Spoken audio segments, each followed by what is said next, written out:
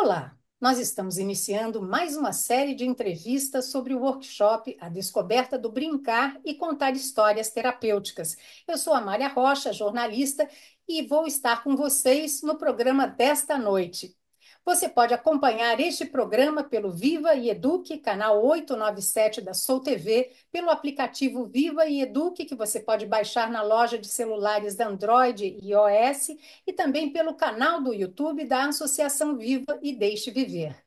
Integrando cultura e saúde, estratégias inovadoras na educação é o tema do nosso programa de hoje. A nossa convidada para falar sobre este assunto é Maria Célia Malta Campos, presidente da Associação Brasileira de Brinquedotecas. Maria Célia é formada em pedagogia pela PUC de São Paulo e tem mestrado e doutorado em psicologia escolar e do desenvolvimento humano pela Universidade de São Paulo. Maria Célia, é um prazer recebê-la aqui no nosso programa. Obrigada. Para mim também é um grande prazer ter essa renovação de uma certa parceria que já vivemos junto ao Vive e Deixe Viver, enquanto Associação Brasileira de Brinquedotecas, né? Temos aí várias sintonias, vários pontos em comum, com a preocupação justamente de trazer essa integração, essa articulação da cultura com a saúde, principalmente no nosso caso em relação às brinquedotecas hospitalares, né? Então vamos Estou à começar falando, disposição de vocês. tá certo. Então vamos começar falando qual é a importância de integrar cultura e saúde na educação.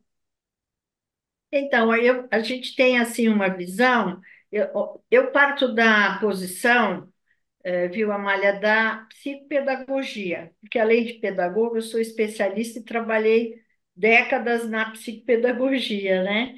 Então, eu vejo assim que essa relação entre cultura e saúde, primeiro, ela é de grande interesse para a nossa associação, a ABRE, né? Porque sentimos essa necessidade, essa importância de levar a ludicidade para os ambientes de saúde, né? Tal como faz o Vive e o Deixe Viver, né?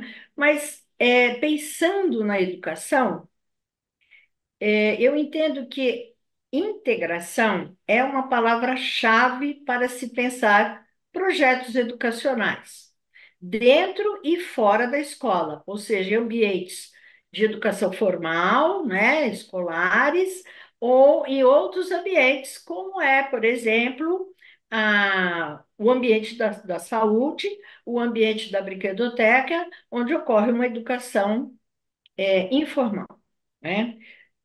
Integração é um conceito central, por quê? Porque ele favorece, as práticas integradoras favorecem uma aprendizagem significativa. O que significa? Algo que traz sentido, traz um norte, traz uma motivação para quem aprende e favorece o desenvolvimento global saudável, não é? Porque nós pensamos saúde e desenvolvimento de uma forma global, de uma forma holística, onde fatores ou aspectos físicos, intelectuais, afetivos estão sempre interligados e concorrendo, não é? Então, a integração ou essa ênfase nessa interação, ela vai conectar a educação e seus conteúdos com a realidade do cotidiano do aluno, com a sua condição específica, e com as suas vivências em geral, né? Então, falando em integração, né, a gente pode dizer que integrar cultura e saúde na educação envolve reconhecer que a saúde mental, emocional e física dos alunos está profundamente conectada ao contexto cultural em que vive? Sim, com certeza, completamente.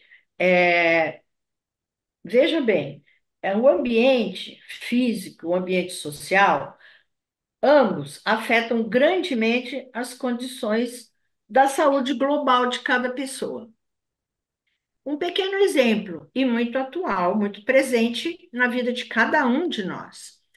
a insegurança que vivemos atualmente acerca das condições graves do nosso clima, né, todas essas ocorrências climáticas, o agravamento das condições, né, do nosso planeta, está acarretando condições de ansiedade e de depressão nas crianças e nos jovens. Isso já foi detectado e já foram publicadas muitas pesquisas e matérias sobre essa questão.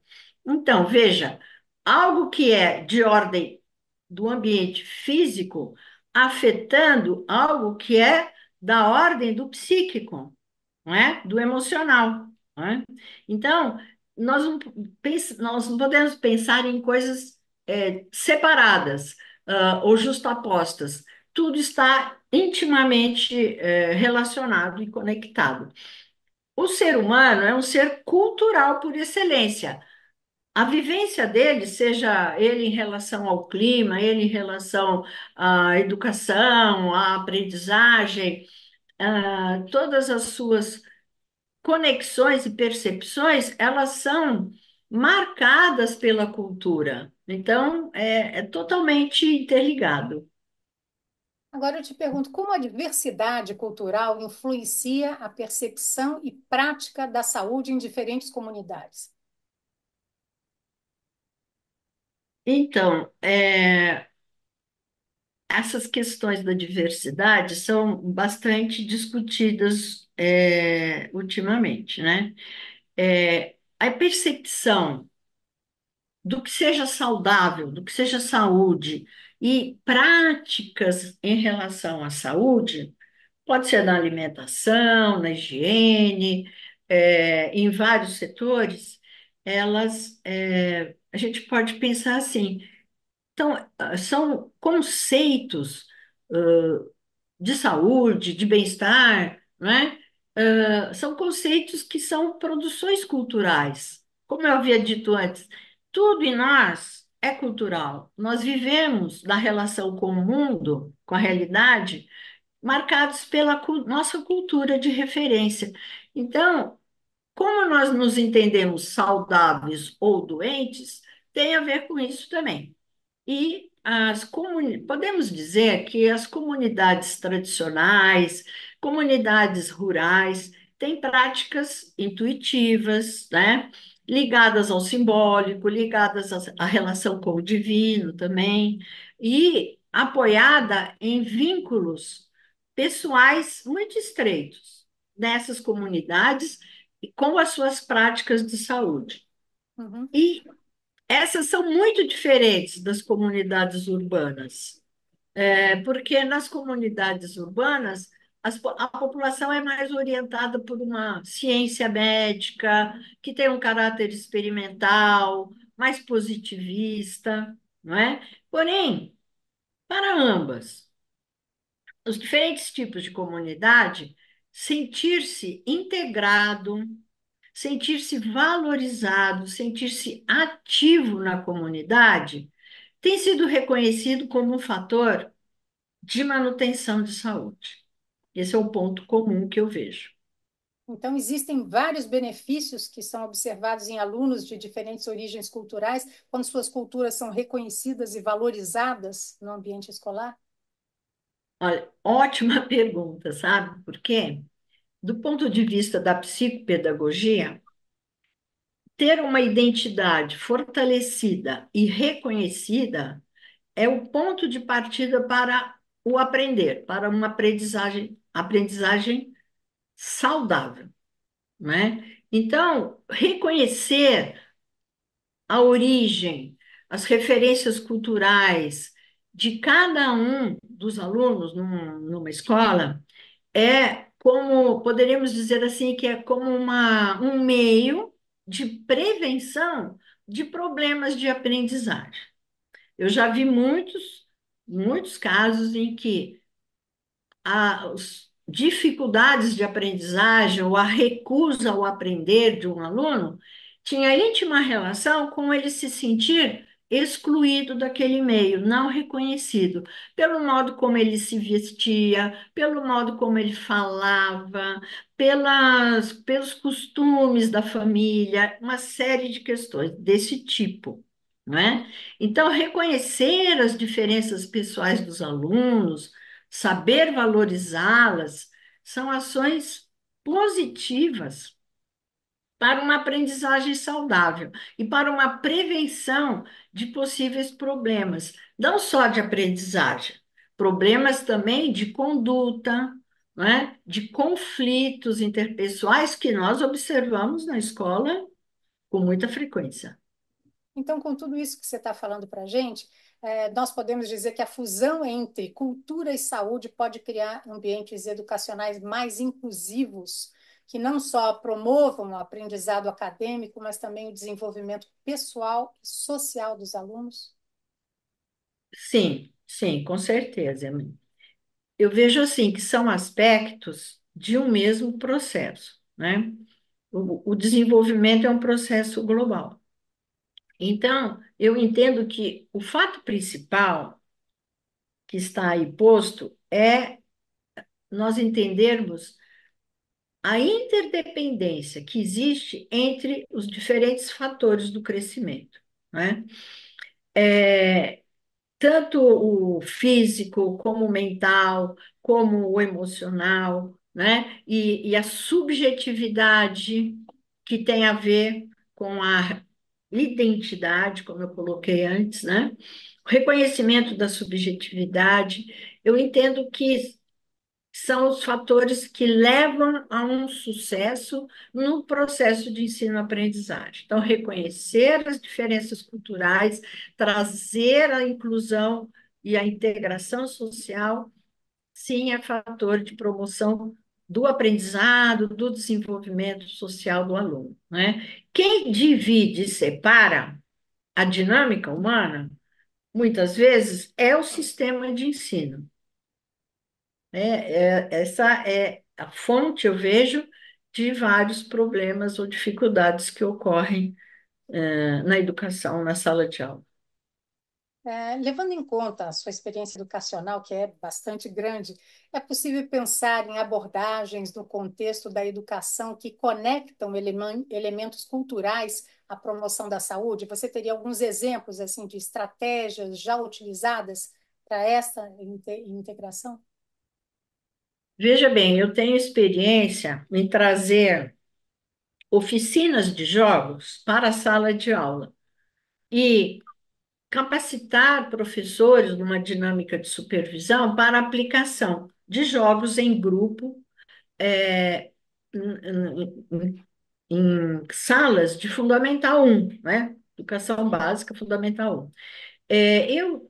E se a gente entende a saúde como esse processo dinâmico, global, que engloba o físico e o psicológico, eu vejo que as condições de interagir em grupo de forma espontânea, criativa e respeitosa em torno de elementos da cultura, no caso, a cultura lúdica, né? Eu vejo isso como uma estratégia vencedora. Quando a gente está jogando, né, a gente desenvolve estratégias, algumas melhores que outras, e algumas que, como se diz, não tem para ninguém, é uma estratégia vencedora. E eu reputo que criar em sala de aula oportunidades de interação e trazendo essa cultura, elementos da cultura em geral e da cultura lúdica, por quê? Por que cultura lúdica? Porque brincadeira e jogo, também a música, também os contos, a literatura, são aquilo que mais mobilizam as crianças e mais facilmente faz com que elas se engajem num processo, né? Então, poder trazer essas oportunidades é, lúdicas em volta de elementos culturais e poder interagir em grupo é a melhor estratégia para se pensar essa questão de conectar, né, elementos culturais à promoção da saúde. Vamos falar um pouquinho mais sobre esse modelo de oficinas de jogos? Por exemplo, o que que os alunos aprendem com isso, né? Ah, pois é. A Então, explicar a sua vez, a ganhar e perder. Vamos falar um pouquinho mais sobre com isso? certeza. Tem a questão cognitiva, intelectual, várias habilidades dessa ordem. Por exemplo, planejar uma jogada, planejar, antecipar o que o outro poderá fazer no próximo movimento. Falando de jogos de regras, né? Jogos de tabuleiro. Planejar, antecipar, prever, né?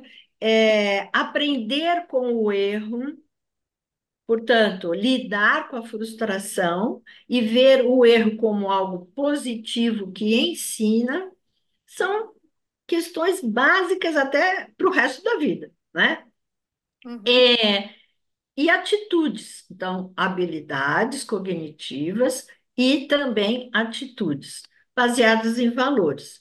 O respeito, a tolerância com o limite do outro, com a condição do outro, é, o poder compartilhar as próprias ideias de modo que o outro entenda. Porque é muito difícil para uma criança e muitas vezes para o adulto explicar a minha ideia de modo na perspectiva do outro, como o outro vai poder entender melhor. Então, eu tenho que pensar no outro para depois pensar na minha fala, na minha explicação. E tudo isso a gente trabalhava nas oficinas de jogos. Tinha o momento da justificativa. Por que essa jogada, esse movimento e não outro? Nós fazíamos jogos de dupla contra dupla, quando geralmente os jogos são jogados, né, de tabuleiro um contra o outro, mas nós fazíamos dois contra dois para estimular essa necessidade de explicação, de colaboração. Até o mesmo jogo jogado equipe contra equipe. Então, era uma dinâmica muito bonita, assim, de interação que se é. fazia. A importância das parcerias, né?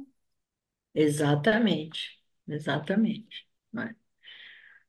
Porque na vida você não faz tudo sozinho, né? Você precisa do outro, né? Num trabalho, né? Em sociedade, num trabalho, você sempre precisa da ajuda do outro, né? Da parceria. É importante mesmo. Exatamente. Vamos falar um pouquinho sobre contar histórias. Contar histórias é uma forma poderosa de preservar e transmitir cultura, não é mesmo? A contação de histórias, ela se encaixa no contexto de integração, entre cultura e saúde, especialmente no que diz respeito às estratégias inovadoras na educação? Com certeza. E eu vou te dizer uma coisa assim, muito importante que eu ando pensando ultimamente. Veja, eu falei há pouco sobre problemas mentais, dificuldades, condições negativas da saúde mental que vem se instalando entre jovens e crianças. Isso é dramático. Como que uma criança hoje pode estar deprimida e ansiosa, preocupada, sem saber o dia de amanhã por causa do clima? Porque ela ouve falar o tempo todo, está no noticiário, já virou tópico de disciplina em sala de aula, se fala dentro de casa, na rua, em qualquer lugar. As crianças ficam apavoradas, tá certo? Nós também, né? Claro. Mas, porque elas estão vendo que não está acontecendo nada, não está avançando. Mas, e nós temos também um outro grave problema hoje: o isolamento, um conectado com o outro. Todo mundo está falando. As crianças estão isoladas, estão na frente das telas, não compartilham mais uma situação como aquela que eu acabei de descrever em sala de aula, né? Porque estão mais fechadas, né? Mais isoladas. E o que faz a contação de história? Aproxima. A contação de história aproxima o contador do ouvinte. Ninguém conta história de costas para alguém, à distância, berrando aos berros. Você tem que olhar olho no olho, né? Você tem que estar ao alcance da pessoa. né? A sua expressão, o seu semblante estão conectado com o outro. E essa proximidade que parece ser uma coisa tão banal, tão fácil, já foi, já era, não é mais. E nós temos que resgatar, não é verdade? Então, a proximidade, a escolha da história é uma coisa muito importante de se observar. Quem conta a história ou fala da sua própria experiência, ele é o narrador, que é maravilhoso, ou escolhe uma história que outro narrou, que outro elaborou, mas ele escolheu porque aquela história lhe faz bem, lhe interessa, né? Desperta sentimentos positivos nele. Então, o contador não está ali mecanicamente, ele está ali com a sua presença total, na sua escolha, não é? Então, isso vai tecendo vínculos, vai tecendo sentimentos de reciprocidade, né? Que é tudo que a gente precisa. E quando nós estamos numa situação de mais fragilidade, como acontece com as crianças hospitalizadas, é ali que a gente precisa resgatar o lado saudável, o aspecto saudável daquela pessoa que está ali, ainda existe, mas tem que ser fortalecido, né? Então, eu vejo esse momento da contação de história, tanto no hospital, como na escola, como na brinquedoteca, algo assim de grande importância e que a gente não pode deixar de conservar, porque estamos numa situação hoje, vivendo numa sociedade, como eu falei, de afastamento, de fragilidade de vínculos. Uhum. Inclusive, Maria Célia, tem histórias que refletem, por exemplo, a herança cultural. Essas histórias podem vir a reforçar, inclusive, a identidade, a autoestima da criança menor. Sim, sim, com certeza. Felizmente, hoje está mais presente no contexto da educação o resgate da cultura, de raiz africana, de raiz indígena, né, de diferentes etnias também, porque se reconhece mais, ou se quer reconhecer e incentivar, o reconhecimento dessa diversidade cultural, né? E você poder, imagine só, ouvir uma história de origem da sua ancestralidade, dos seus descendentes, isso é muito significativo, Com né? certeza. Maria Célia, nosso papo está ótimo, mas eu peço licença a você para dar agora um aviso importante. Nós voltaremos a conversar daqui a pouquinho, depois do intervalo, tá bom? Perfeito. Desde 2007, a Associação Viva e Deixe Viver realiza o workshop A Descoberta do Brincar e Contar Histórias Terapêuticas.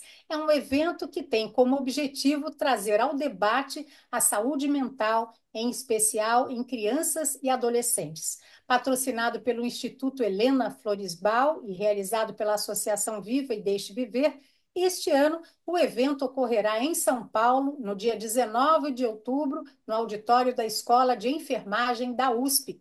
Acesse o QR Code que aparece na tela e saiba mais sobre este evento. E nós voltamos depois do intervalo, voltamos já já.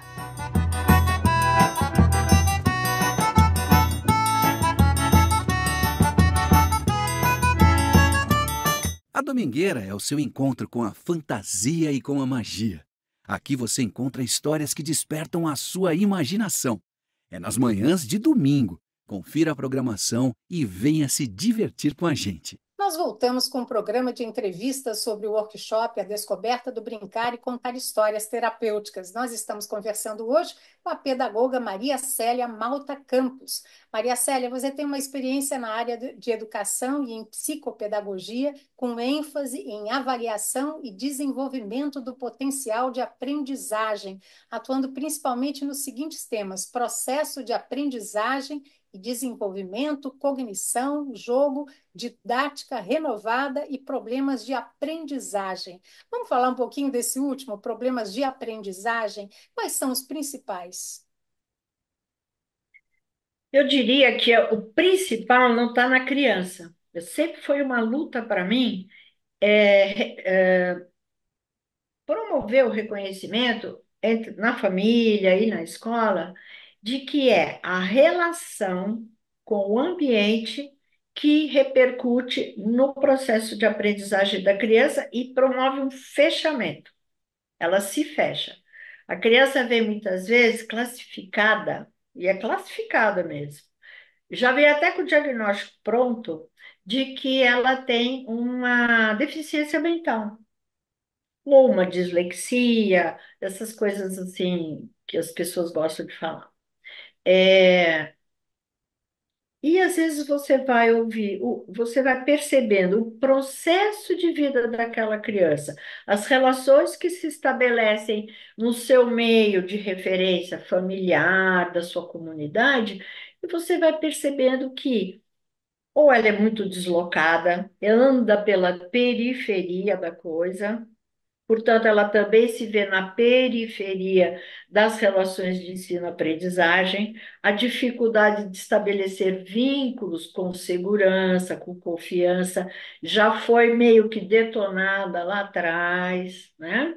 Então, como que ela vai confiar nesse professor para entender e para observar as coisas que ele está querendo, né, transmitir, ensinar, percebe? Então, tem coisas que vêm do processo histórico da criança. Às vezes vem de um fenômeno marcante. Aconteceu alguma coisa, vinha tudo bem, e de repente a criança começa a regredir e não aprender mais, né? Se fechar novamente. O fechamento de um sistema é uma defesa, é uma preservação. Não é assim que eu entendo. Uhum. Então, é todo um processo de fazer com que isso seja também visto de uma forma mais transparente para os outros, né? De modo que ela não seja mais entendida como uma criança com um problema. É a relação que está com o problema. Uhum.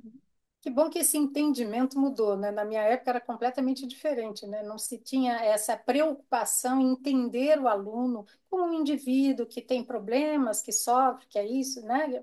De um Uhum. determinado grupo, quer dizer, era todo mundo muito igual, né? Se cobrava de todo mundo da mesma forma. Então, hoje, existe mais essa preocupação. Uhum. De entender que são processos. Tudo é processo. Os processos podem caminhar bem ou nem tanto, não é? Então, se trata de fazer ajustes nesses processos, né? Uhum.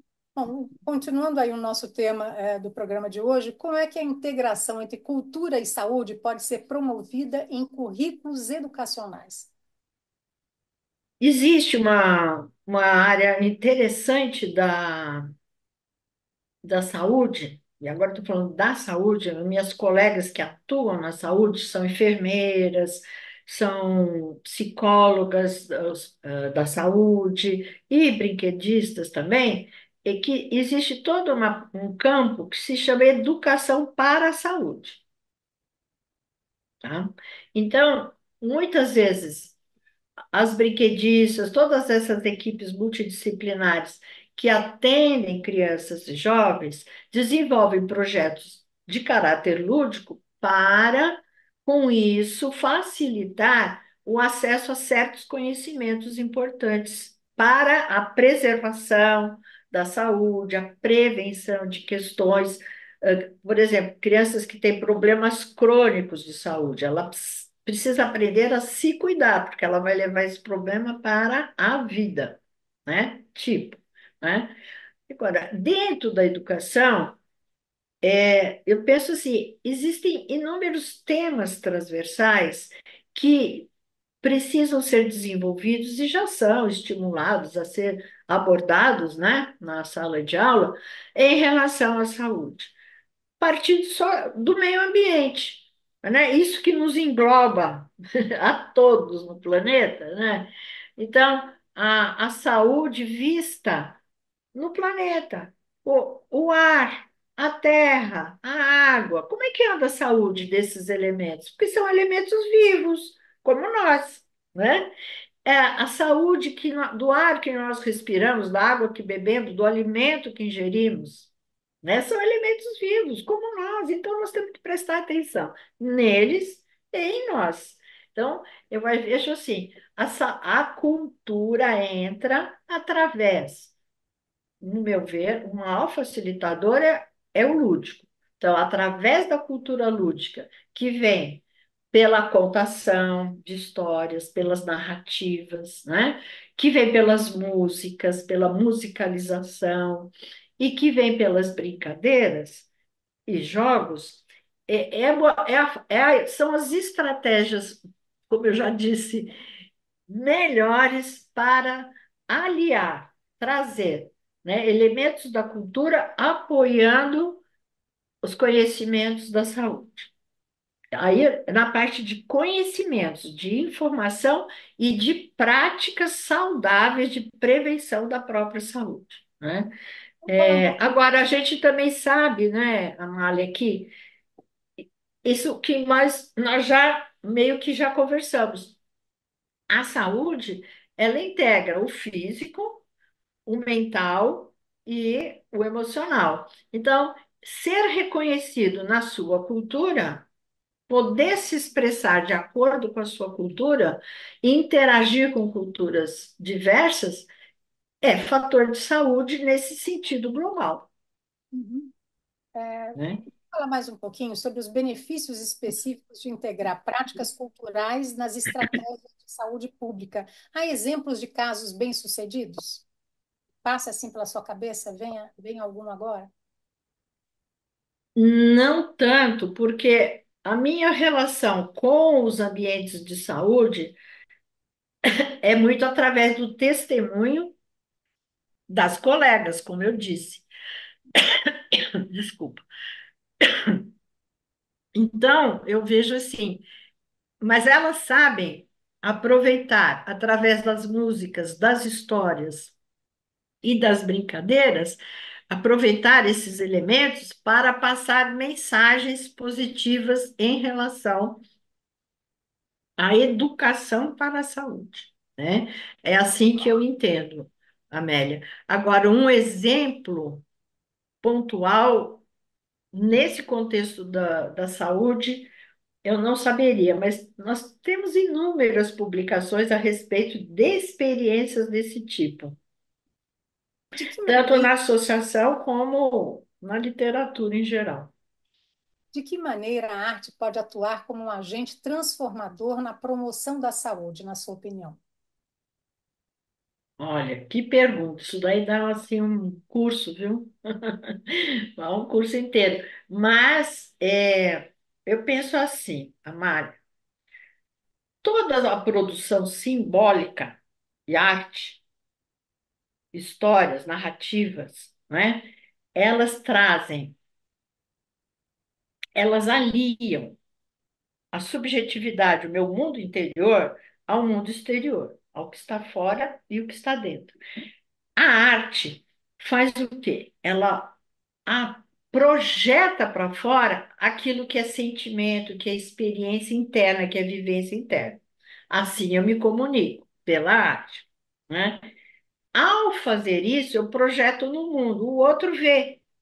E eu vejo a minha produção, né? Então, eu acabo interiorizando aquilo que eu vi e que eu acabei de produzir. É um movimento de pêndulo que é extremamente saudável. Saudável nesse sentido, de trazer reconhecimento, de trazer fortalecimento da própria identidade. Olha o que eu produzi, olha o que eu fiz, olha o que é meu, né? Meu, da minha herança, né? Da minha cultura. Isso é maravilhoso. Então, arte, música, literatura, narrativas orais ou escritas são da ordem do simbólico. O nosso principal alimento não é arroz com feijão. Nosso principal alimento é o símbolo, é o simbólico. Se nós não temos o simbólico, nós vamos definhando, vamos ficando pequenininhos e frágeis. Isso é arte terapia? Isso tudo que você está falando aí para gente? Hum, a arte tem efeitos terapêuticos. Com certeza, por conta desse processo que eu acabei de tentar descrever para você. Então, mesmo você não sendo um psicoterapeuta, você vai expor a criança a oportunidades de se autocurar. É isso que eu penso. Você facilita que ela produza simbolicamente, que ela veja o resultado da sua produção, ali se reconheça, né? E traz para dentro de novo, já num outro patamar, já mais fortalecida, percebe? Isso é terapêutico, né? O profissional, ele pode conhecer a condição daquela pessoa, daquela criança, mas ele não precisa intervir, vamos dizer, numa ordem de psicoterapia. Não, não precisa. Oferecer os brinquedos, oferecer os jogos, era o que eu fazia na clínica da psicopedagogia, eu não sou psicóloga. Oferecer as histórias maravilhosas que nós temos aí, grandes ferramentas de autocura, isso é perfeitamente possível e muito, muito importante. Qual é o papel dos profissionais de saúde na integração da cultura com práticas de saúde? Eu vejo que, olha, eu vou contar uma historinha aqui, que eu conheço da área da saúde que eu amei. O médico pediatra no hospital de Palmas, Tocantins, tá? Preocupado com a, como é que se diz assim, a quantidade muito grande de casos ali atendidos de violência e abuso com as crianças ali internadas. Então, ele, jovem, um pediatra jovem, ele se veste de super-herói. E ele é o protetor das crianças, ele é o super-herói. Só que ele não é um Homem-Aranha, não é um Superman, ele é como é que ele fala? O herói do Cerrado.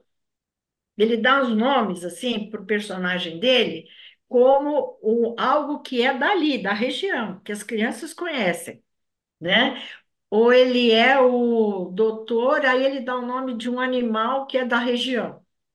E fica muito tranquilo para as crianças aceitarem aquele personagem. E é assim que ele entra nos corredores do hospital e vai atender as crianças que estão, você imagine, traumatizadas, né? Muito traumatizadas. Então, isso cria como aquela história do contador, né? Com o ouvinte, cria uma proximidade, cria uma intimidade, cria uma segurança, que é tudo que a criança está precisando naquela hora para começar a se reerguer, né?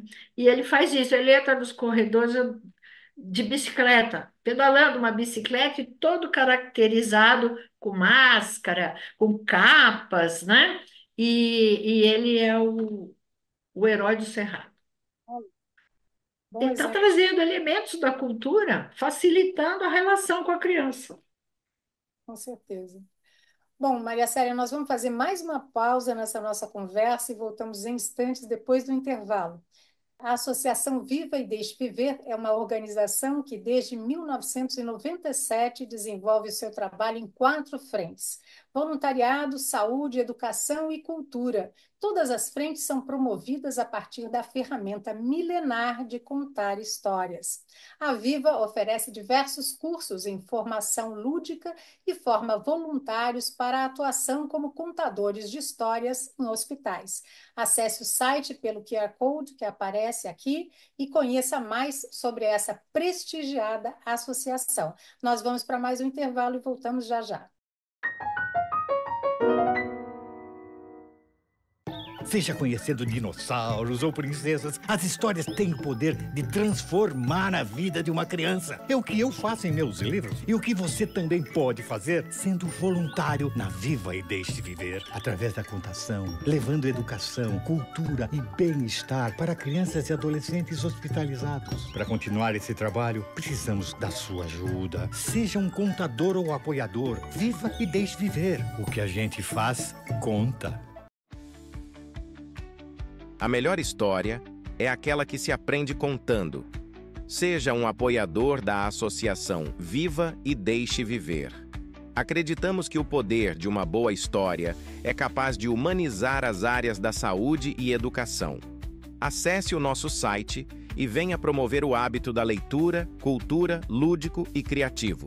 Colabore com quem promove essas atividades desde 1997. Nós voltamos para o bloco final da nossa entrevista com a pedagoga, com mestrado e doutorado em Psicologia Escolar e do Desenvolvimento Humano pela USP, Maria Célia Malta Campos, que também preside a Associação Brasileira de Brinquedotecas. Foi no ano de 2005 que a presença de brinquedotecas no ambiente hospitalar virou lei federal no Brasil. Se tornou obrigatória a instalação de brinquedotecas nas unidades de saúde do país que oferecem atendimento pediátrico em regime de internação. A pergunta é, Maria Célia, a Associação Brasileira de Brinquedotecas teve um papel decisivo para a aprovação dessa lei? Totalmente, muito, muito. Recentemente, nós publicamos o nosso periódico, que é semestral, chama O Brinquedista, e nós tivemos a grata oportunidade de entrevistar a senhora Aida Munimos. Ela era, na época da aprovação dessa lei, aliás, até antes, assessora da deputada Luísa Erundina, que foi quem propôs o projeto de lei e nos apoiou demais. A senhora aí, de assistente social, já havia, há muitos anos já antes, já tinha uma experiência com o brincar no hospital. E ela é que trouxe toda essa experiência, essa vivência e esse efeito tão positivo do brincar da criança, do lúdico no hospital, ela é que trouxe para informar a deputada que, vamos dizer assim, pegou a causa, agarrou a causa, e nós devemos muito claro, a deputada, mas a toda a história que está por trás dessa senhora, né? E nós nos envolvemos bastante nisso lá atrás, desde na aprovação da Lei 2005, e vimos ao longo do tempo promovendo campanhas de divulgação, de informação. Fomos ao Congresso, requisitamos com a deputada Erundina uma nova audiência, porque nós achamos que tínhamos que melhorar aquilo. A lei foi aprovada, mas não sofreu regulamentação. Então, quem fiscaliza que tem essas brinquedotecas ativas? Não se sabe, né? Como organizar essa brinquedoteca? Mesmo querendo, o pessoal do hospital não tem essa competência, essa habilidade, esse conhecimento. Então, não haviam diretrizes mínimas para isso, para se instalar. Então, nós estávamos reivindicando muito isso. Não avançou muito. Então, nós publicamos o Guia da Brinquedoteca Hospitalar. Não sai de lá do Ministério da Saúde, mas nós vamos cumprir a nossa obrigação. E temos, então, isso numa publicação digital, a dispor das pessoas através do nosso site, né? Que é o brinquedoteca.org.br, né? Olha lá. E, e nós também, além de divulgar, informar, publicar, nós capacitamos, né? E até o momento da nossa interação com o Vive, Deixe Viver e o Valdicimento foi através de uma formação, ou algumas turmas o brincar nos ambientes de saúde, era o nome, era o título do curso. E hoje a gente não tem feito mais esse curso, mas a gente tem feito a formação do brinquedista em diversos contextos. E ali a gente contempla a questão do brincar no hospital, porque a brinquedoteca hospitalar é muito específica, existem muitos cuidados próprios dela, né? Cuidados de higiene e contaminação, né? Todo mundo entende isso, mas também cuidados nas relações, né? Então é mais ou menos isso. Uhum. Ou seja, a lei precisa de regulamentação e vocês lançaram esse guia da brinquedoteca hospitalar, né? Exatamente. E fazemos a capacitação também, Foi uma ferramenta que vocês encontraram aí para suprir essa para falta. suprir, exatamente. Vamos falar um Uhum. pouquinho mais sobre a importância das brinquedotecas para crianças internadas? Então, o que a gente percebe, sabe, Amália? Primeiro, eu vejo assim, com maior respeito, o trabalho do brinquedista que atua nessas áreas, e nós temos muitos deles muito ativos e comprometidos. É uma situação muito delicada que requer muita sensibilidade, porque às vezes a criança não quer brincar, ela não está em condição de brincar. E você não pode forçar, animando e tal e tal. Você tem que esperar o momento da criança, ouvir vir chegar nela com algo que possa sutilmente despertar aquela luzinha de vida, de saúde que ela está lá escondidinha nela, sabe? Então, eu respeito demais essas profissionais. E o que já tem também no aspecto de pesquisa e publicações é, assim, como as situações de brincadeira diminui aquele hormônio do estresse, o cortisol. Sabia disso? Já foi pesquisado nas crianças internadas como isso diminui e favorece o relaxamento e o aumento da imunidade, né? Porque um afeta o outro, né? Então, o aumento da imunidade, das defesas naturais do corpo, de modo que o corpo vai buscar a sua cura, né? Independente de intervenções, medicações, temos que confiar na sabedoria do nosso corpo, né? E isso a brincadeira faz, né? Maricele, como é que você vê o futuro da integração de cultura e saúde na educação? Quais são as tendências ou inovações que você prevê que vem por aí? Olha, eu vejo que a abertura já tem sido grande. A dificuldade maior é com a capacitação, a formação do educador. Por quê? O educador que está lá hoje na sala de aula, ele foi educado de uma outra forma. Ele carece de muitos conhecimentos nesse nível, né? Dos elementos culturais que compõem, por exemplo, essa complexidade que é a cultura brasileira, né? Então, ele carece de conhecimentos e de estratégias, mas isso vem sendo, ao longo do tempo, compensado. Nós tentamos também atender essa necessidade, pelo lado de levar para o nosso público, os interessados, participantes dos nossos cursos, as questões das brincadeiras populares de raiz africana, de raiz indígena, né? Facilitando mais para trazer, não só para a brinquedoteca ou do hospital, mas também na escola, né? Em outros ambientes que a brinquedoteca pode funcionar, essa preocupação, porque é exatamente o tema da nossa conversa. A abordagem cultural diversificada favorece a inclusão de todos, né? Uhum. E eu te pergunto, vamos falar um pouquinho sobre plataformas digitais, né? Como essas plataformas digitais podem ser usadas para monitorar e promover a saúde mental e física dos alunos dentro de um contexto multicultural, né? Que é o nosso. Olha, Eu já tive contato com experiências muito interessantes de plataformas culturais que aproximam, em vez do isolamento, né? Mas aproximam os educandos, os estudantes, através de jogos, através de pesquisas, através de levantamentos de informações de um país para outro, de uma cultura para outra. Então, é um grande facilitador se puder ser bem usado, né? Estabelecendo diálogos, né? Interações, intercâmbios, né?